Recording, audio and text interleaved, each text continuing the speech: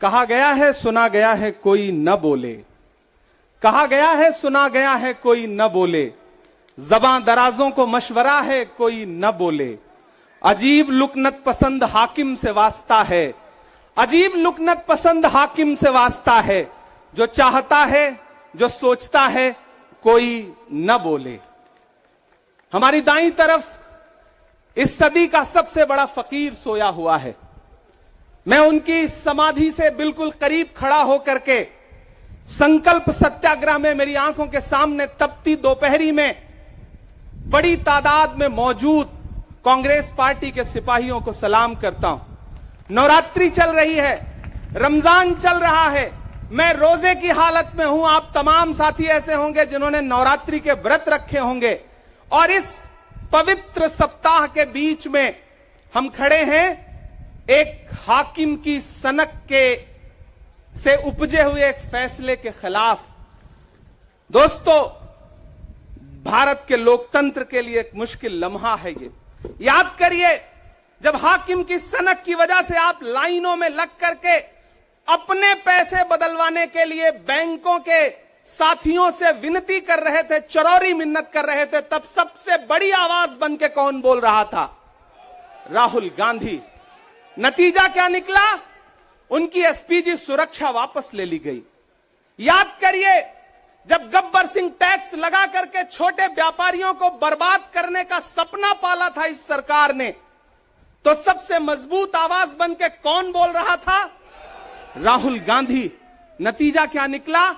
हजारों करोड़ रुपए खर्च करके उनके पीछे ट्रोल आर्मी लगा दी गई। उनकी इमेज खराब करने के लिए जितने तरीके अपना सकती थी भारतीय जनता पार्टी उसने अपनाया। याद करिए कि जब राफेल के मुद्दे पर, राफेल में हुई लूट के खिलाफ एक अकेला शख्स पूरे देश में खड़ा होकर के चौकीदार से पूछ रहा था कि आपकी चौकीदारी का सवाल है, बताइए सच्चाई क्या है, तब उनके पीछे 55 घंटे उन्हें ईडी के ऑफिस में बिठा करके पूछताछ की गई। मेरे भाई, उस शख्स ने क्या गुनाह किया? क्या कसूर है उनका?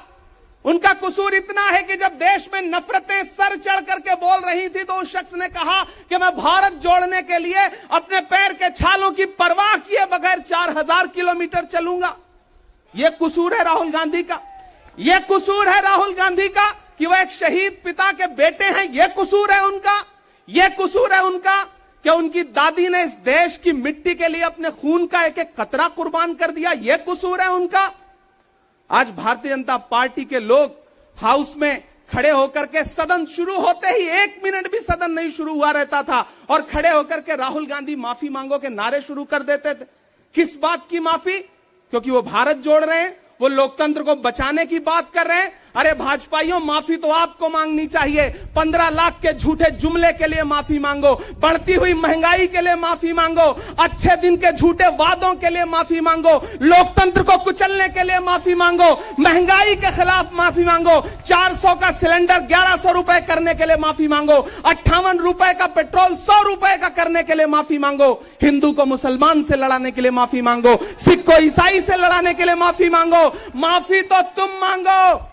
और अगर तुम ये कहते हो कि राहुल गांधी ने विदेश में जाकर के भारत का अपमान किया, तो प्रधानमंत्री जी, मैं आपसे पूछना चाहता हूं कि जब दोहा में, शंघाई में, कैलिफोर्निया में, अमेरिका में खड़े होकर के आप कह रहे थे कि भारत तो सपेरों का देश है, भारत में पैदा होना तो पाप है, प्रधानमंत्री जी, माफी तो आपको मांगनी चाहिए। मैं आज प्रियंका दीदी को सुन रहा था, मेरी आंखों में आंसू थे उनका भाषण सुन करके। पिछले कुछ हफ्तों में 2 बार मेरी पलकें नम हुई। पहली बार तब हुई जब हम संसद भवन से तमाम सांसद निकल रहे थे और एकाएक हमने सीपीपी ऑफिस में देखा कि राहुल गांधी जी को 2 साल की सजा दे दी गई। उन लम्हों में मेरी आंख में आंसू थे। मैं शायर हूं तो मैं भावुक हूं, शायद इसलिए मेरी आंखें नम हो जाती हैं ऐसे लम्हों में। आज जब प्रियंका जी बोल रही थी तो मैं उन्हें सुनकर के भी मैं नम हो गया।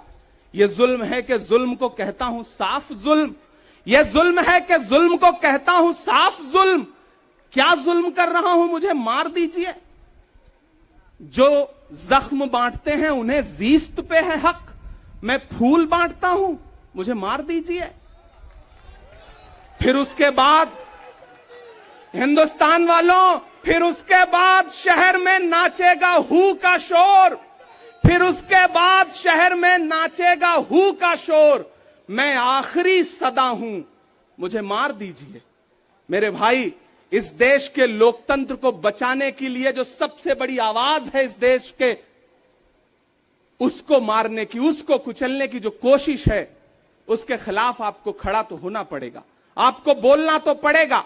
मैं कभी कभी सोचता हूं कि जब मैं कभी समाधि पर जाऊं तो क्या मुंह दिखाऊंगा महात्मा गांधी को, मैं क्या मुंह दिखाऊंगा राजीव जी को, हम क्या मुंह दिखाएंगे इंदिरा जी को, कि उनके वारिस के साथ, उनके घर के चश्मो चिराग के साथ इस तरह की अपमानजनक बातें की जा रही हैं और देश खामोश बैठा है।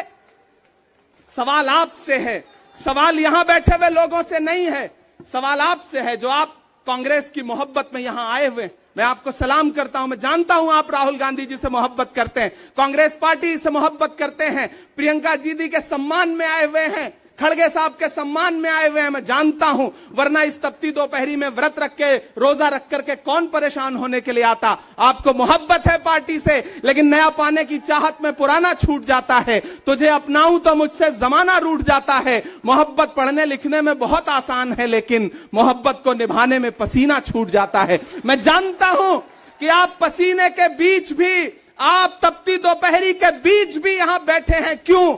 क्योंकि आपके मन में पीड़ा है। आप देख रहे हैं कि लोकतंत्र को किस तरह से कुचला जा रहा है। मेरे भाई, ये एक मुश्किल वक्त है। मैं इस मंच पर खड़ा होकर के, गांधी समाधि के इस मंच पर खड़ा होकर के पूरे देश का आह्वान करता हूं कि अब समय राहुल गांधी के सत्याग्रह का नहीं है। अब राहुल गांधी जी से आगे बढ़ करके देश के एक एक व्यक्ति के ऊपर बात आ गई है। एक ऐसी आवाज जो आपके लिए संसद में बोल रही थी, कसूर क्या था? उन्होंने प्रधानमंत्री जी के भ्रष्टाचारी मित्रों के खिलाफ आवाज उठाई। उन्होंने पूछा कि 20,000 करोड़ रुपया कहां से आया अडानी की कंपनियों में। उन्होंने पूछा कि नीरव मोदी ने, ललित मोदी ने, मेहुल चौकसी ने जो इस देश को लूटा है, उसका जवाब प्रधानमंत्री जी को देना पड़ेगा। अगर प्रधानमंत्री जी इतना कहने से आप राहुल गांधी जी की सदस्यता ले लेंगे तो हम तमाम सांसद तैयार हैं, ले लीजिए हमारी सदस्यता, लेकिन हम रुकने वाले नहीं हैं, हम झुकने वाले नहीं हैं, हम मुसलसल बोलते रहेंगे। मैं हिंदुस्तान के लोगों से कहना चाहता हूं कि हमने सहराओं में हासिल किया आसानी से, तुम समंदर में भी रहकर न मिले पानी से। ये सियासत के दिए सबके हवाले न करो, मुल्क बिक जाता है एक शख्स की नादानी से। इस शख्स की नादानी से देश बिक रहा है, लोकतंत्र मटिया मेट हो रहा है, संविधान को कुचला जा रहा है। और वो आखिरी सदा जो 7 फरवरी को गूंजी थी पार्लियामेंट में, उसको भी खामोश करने के लिए उसे संसद से निकाल दिया गया है। मैं देश से कहना चाहता हूं कि उन्होंने राहुल गांधी जी को संसद से निकाल दिया है। देश सुने इस बात को कि नरेंद्र मोदी जी और उनकी सरकार ने साम दाम दंड भेद इस्तेमाल करके राहुल गांधी को संसद से निकाल दिया है। अब देश के ऊपर फैसला है, उन्होंने संसद से निकाला है। देश के लोगों, राहुल गांधी को अपने दिल में रखो, अपने दिल में बिठाओ, निकलो पूरे देश में, करो सत्याग्रह। देखते हैं इस हुकूमत की तानाशाही में कितनी ताकत है। अगर कांग्रेस का एक एक कार्यकर्ता जो अपने घरों पर कहीं बैठा हुआ है, मैं उससे भी आह्वान कर रहा हूं कि राहुल गांधी से बढ़कर के ये मसला इस देश के लोकतंत्र तक आ गया है, इसे बचाइए। और राहुल जी शायद अपने घर पर होंगे, यहां हम हजारों की तादाद में उनको समर्थन देने के लिए जुटे हैं। मैं तो बस इतना कह रहा हूं कि मेरे भाई, आपको एक बात समझनी है, और वो ये है कि इस मुश्किल वक्त में हमें राहुल जी से ये कहना है कि लहू में भीगे तमाम मौसम गवाही देंगे कि तुम खड़े थे। एक आखिरी नज्म सुना करके मैं आपसे विदा लूंगा कि लहू में भीगे तमाम मौसम गवाही देंगे कि तुम खड़े थे।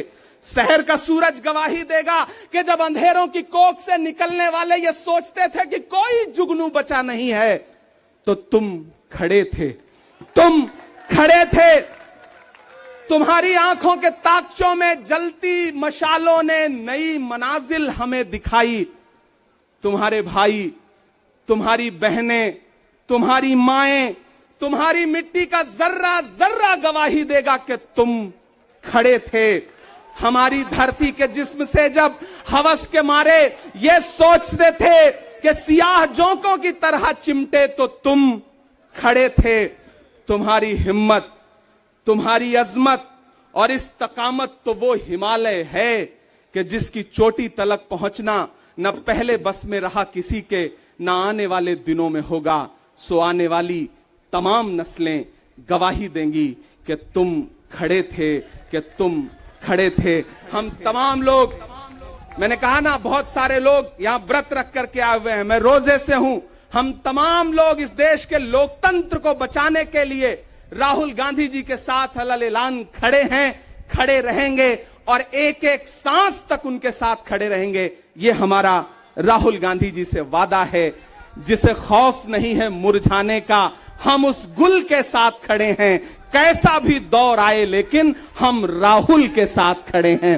कल भी खुलकर साथ खड़े थे, आज भी खुलकर साथ खड़े हैं। कैसा भी दौर आए लेकिन हम राहुल के साथ खड़े हैं। शुक्रिया।